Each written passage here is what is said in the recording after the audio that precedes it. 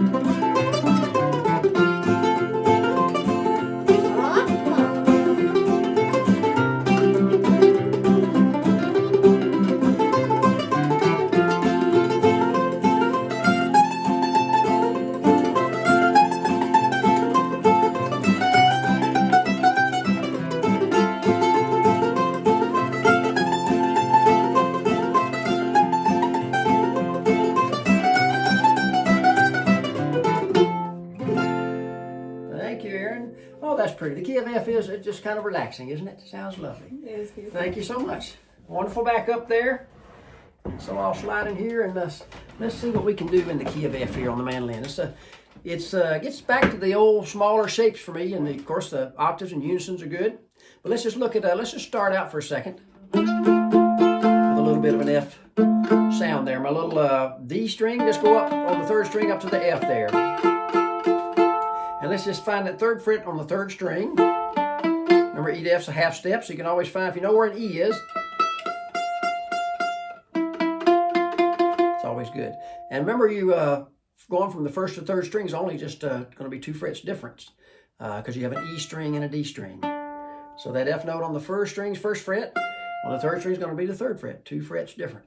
The 2 fret scoot, I always call it. So one thing, let's go ahead and go to our 7th fret on the third string, and you have a nice, lovely unison there. The A string open and the 7th fret copying that same note, the definition of a unison, the same note on 2 strings. And then you can go down to that 3rd fret and you got a beautiful F sound.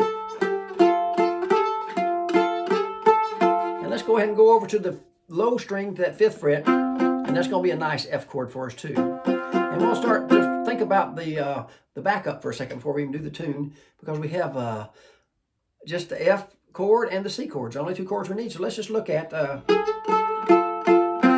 little climbing F there. The small slant, I call it, the 2nd fret in the bass, an A note, 3rd fret on the 3rd string.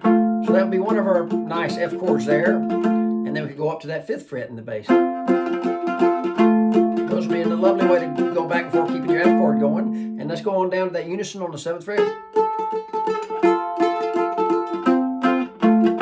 And so I think we can make that our nice F phrase, going 7th fret, in the middle strings, 7th fret there, unison, down to that 3rd fret, still the middle strings. And now go to that 5th fret low, what I call a short reach, and then the small slant. And right there we'll change to our C chord. Why don't we just go to our small slant C right across the street from the low string F. And then why don't we think about this, we could do the same, copy that short reach as the middle strings, 5 and the C note, back small slant, and down to the 5 and 2.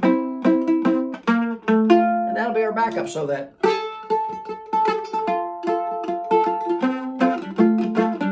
sounds pretty good.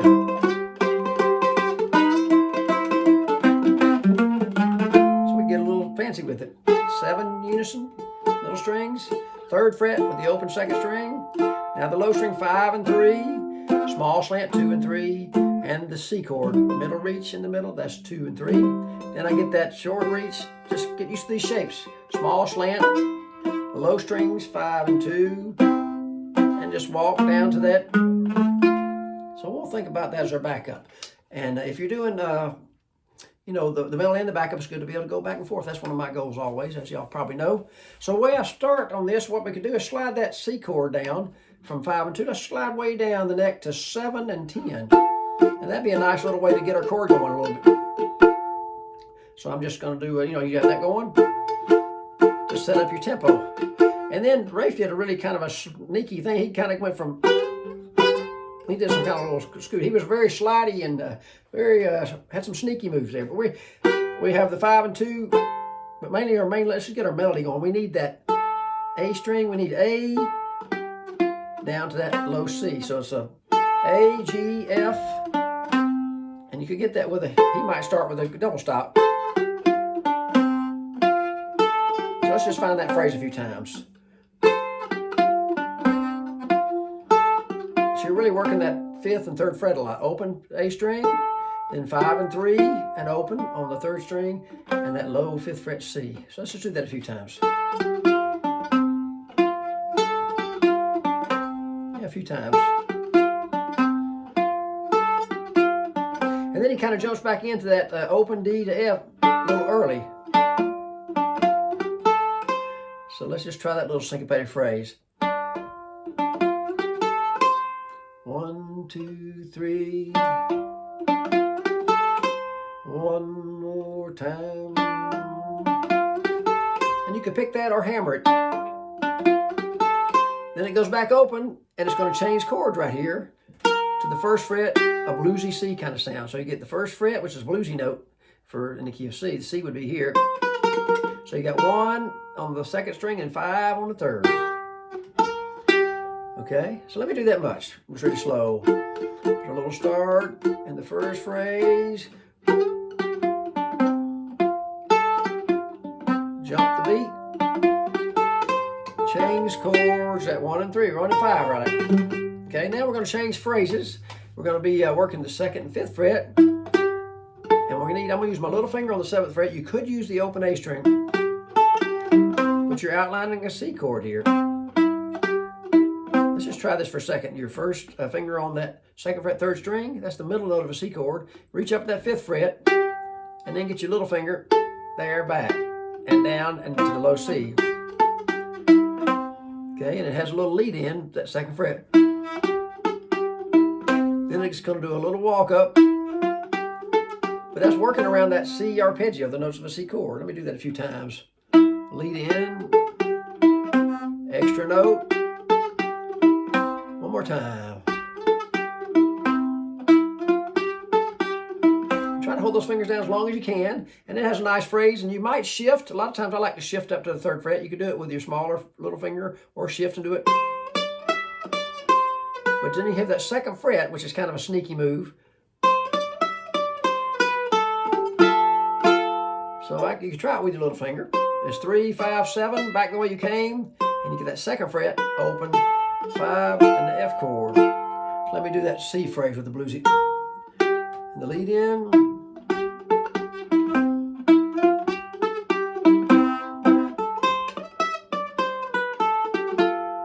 I'm going to do that much. Starting over.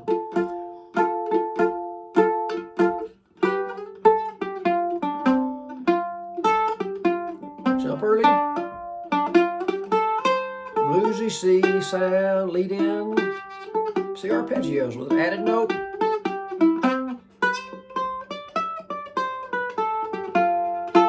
And you could do the exact thing again, but what Rafe Brady does, he does variations a lot, so he goes.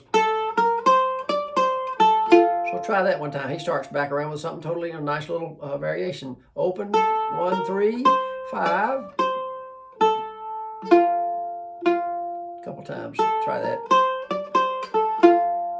One more time. Beautiful. Then he goes back to the sort of the regular phrase. So let's do those together.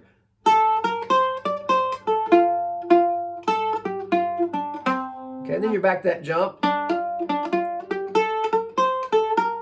And there's your C phrase, okay? And then you're back again to that. You're going to pivot to that C phrase of 2, 5, and the little finger down to that C with the added note.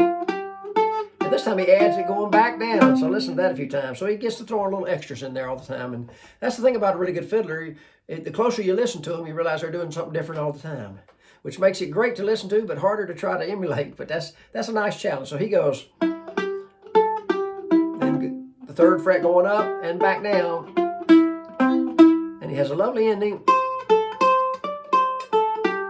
So let me play that kind of the second time around, that first part with the variation. Down to the C, jump early, and the C bluesy sound, arpeggio, add that third fret up and down, and the cool ending. Good. And we'll come back around. That's the whole first part with a little variation. He does another slidey variation when we come back around again. The second part is a little slower moving, which is nice, and it's kind of the more notable part. People can remember this one easier, I think. So it's so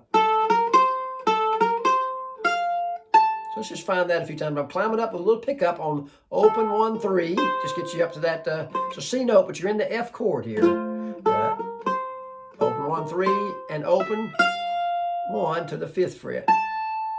So I'll do that a few times. That's the lead in of the second part. And that's a 3-beat note.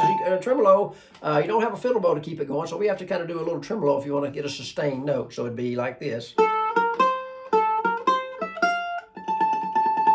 Yeah, and it's going to start out the same way almost. A little different variation. And then you have a little 6th fret. So let me just do that much again. Listen to the variations.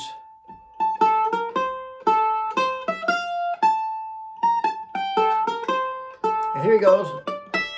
Sneaks a 2nd fret note in there, which is very interesting. And a lot of kind of mandolin players do that. I know Norman Blake would do that a lot. Throw 1 fret higher, and fiddlers do it too. They go a little higher than you expect them to, and they throw a little sneaky note in there. So I call that a sneaky note, that 2nd fret, even though because you're kind of in the, you're expecting it to be the 1st fret. So here's the whole second part with me not talking, but notice the variations of the rhythm aspects of it.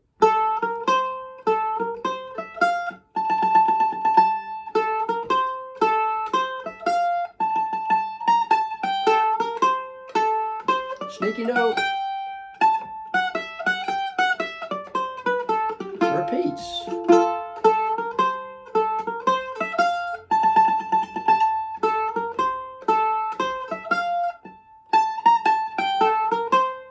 Sneaky note.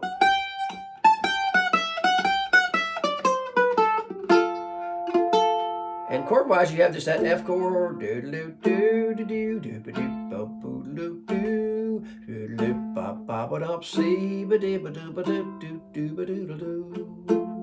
Okay. If you want to do a bluesy C, you can just get that small slant and reach over there and get the 3rd fret in the bass, which might be nice. You can have that kind of thing, a C, 5 and 2, down to that bluesy note. So let's look at our variation on the first part where he gets this nice slide. He gets like a, so it's kind of like 7 to 6. That kind of thing there. So you 7-6 slide backwards on the 3rd string, then 3 and open down to that 5 low with that, and keeping that short reach. Sounds pretty cool. Sounds neat on the fiddle, especially too, but it's cool on the mandolin. So 7-6 slide backwards and keep moving. 3 open 5. Right. And I think of okay. Then we're going to go up to. Gets back to that sort of stuff we had. So it kind of gets back regular. So it's first phrase. Right? Then you have.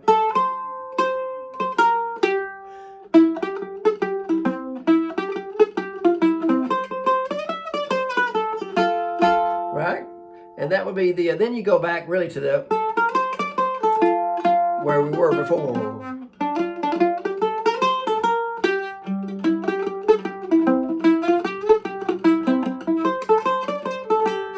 Do that variation with a slide one more time. Okay, so you go through the first part and with the kind of The variation comes up after you do the second part. Come around and do that slide with the second half of the first part again. So that's what I'm trying to do. So I'll do that right now. The slidey part, slidey variation, first part. So starting it off.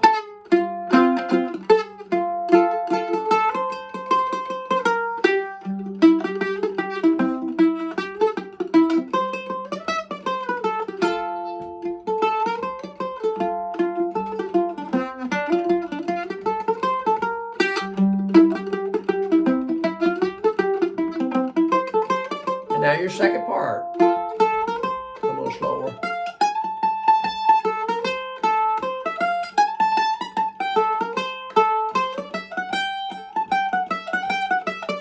Repeats.